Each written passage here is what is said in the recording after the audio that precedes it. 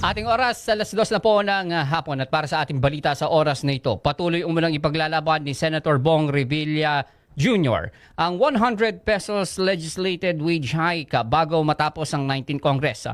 Ayon sa mamabatas, ang panukala ay para umano sa mga ordinaryong manggagawa na labis na ang pasanin dahil sa tumataas na presyo ng mga pangunahing bilihin.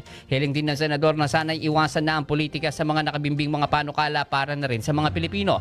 Pakinggan natin ang tinig ni Revilla. Yung legislated wage hike, yan ay matagal ko na isinusulong sa akin 150, pero pumasa sa Senado 100. Pero tapos magbabuy camp pa yan. So na at least nagmo-move na siya, no? Basta umasa kayo, ipaglalaban natin to dahil alam natin yung taas ng presyo ng bilihin. Obligado na natin itaas ang sahod. Kaya dyan po kami nakatutok. Kailangan yung pati yung bilihin, yung pagtaas ng presyo talagang yan yan. Kaya tulong din tayo sa mga magsasaka, maging doon sa mga doon sa Bacolod, yung sugar ano nila, plantation doon. Yan yung mga dapat tulungan natin din. Yung mga OFW, tuloy-tuloy lang po. Basta ang inyong lingkod, iniisip po natin kung paano tayo makakatulong. Basta action na lang tayo.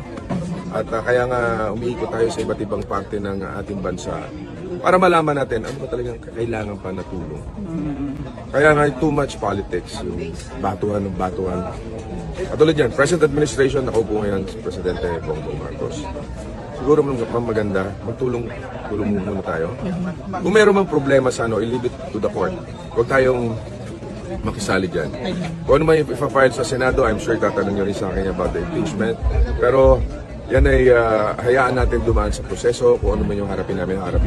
Basta tayo maninindigan kung saan ang tama.